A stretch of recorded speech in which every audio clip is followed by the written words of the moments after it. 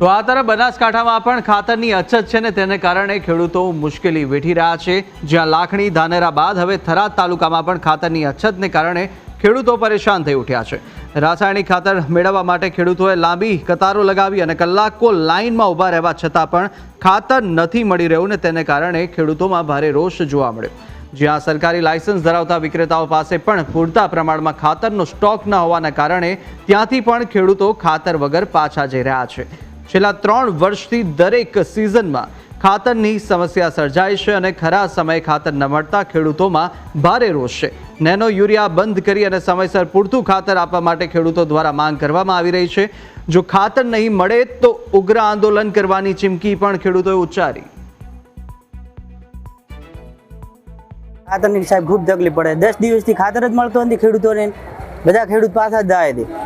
આવે ખાતર આવે પણ આવતો નથી। સવારમાં વહેલા અમે 4 વાગે આવ્યા હતા, બધા ખેડૂતો આવ્યા હતા। મારી પહેલા 200 ખેડૂતો આવીને 4 વાગ્યાના બેઠા હતા। એટલે લાઈનમાં હવે નંબર આવે તાર ખાતર મળશે તો બરાબર, નકા કોઈ નક્કી નથી। એક ગાડી ખાતર કે આવ્યો તો એમાં અડધી ગાડી તો વેચાઈ ગયો। બધા કેટલો સમય લાઈનમાં ઊભા રહ્યા તો શેઠ સવારમાં 4 વાગે અમે આવ્યા હતા, વહેલા 4 વાગ્યાના લાઈનમાં અમે ઊભા હતા। હવે ખાતર મળશે તો બરાબર, નકા કોઈ પાછું લાવવાનું છે કરે। અને ખાતર વગર પાકતો નથી। આ વાતને બહુ ચેલેન્જ આપો તો કે અત્યારે ખુલ્લું વેચાય, તમે પણ ચેક કરી શકો, કોઈ પણ અત્યારે મીડિયા વાળા ચેક કરી શકે। લાઈન ઉપર આધાર કાર્ડ લઈને ખેડૂત અમે એમને પાસવર્ડ આલા હતા। મને એક સાબિત કરી કે વાલા દ્વારા નીતિ છે કે વચ્ચેથી હલાયો છે।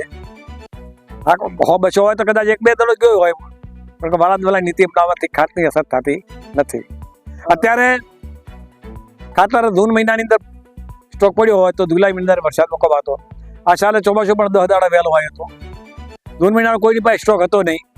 જુલાઈ મહિનામાં એકદમ પગ ઊભી થઈ છે। જુલાઈ મહિનામાં પણ આપણી ભાવણી 20,000 ટનની હવે ફક્ત 11.5 ટન જ હતી। એટલે 8-9 ટનની ગેપ એ પણ રહી છે।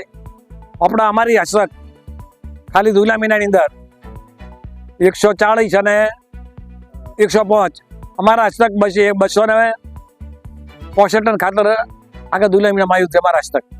તો ઓછામાં ઓછી 1800 બેગ 400 બેગ પડી છે, તો ઓછામાં 1200 થી 1400 બેગા ઘટે। આ ખેડૂતો પાછા જ થશે ને। સવારના 4 વાગ્યાના અહીંયા આવીને ઊભા છે। ભાજપના ધારાસભ્ય ખુદ અધ્યક્ષ છે, ગુજરાત રાજ્યના વિધાનસભાના ચેરમેન ભાજપના, પ્રાંત ઓફિસર સરકારી છે। આમને કોઈને કોઈ પરવા વગરનું છે। બધા ખેડૂતો, એક પણ સરકારી અધિકારી અહીંયા નથી, કોઈ સરકારી અધિકારી નથી, ધારાસભ્ય દેખાણા નથી, અને ચેરમેન તમે ભાડે જ નથી આજ સુધીના ક્યાં છે। અને ખેડૂતો અડધા એવું કે એક ગાડી બારોબાર બીજી મારે છે।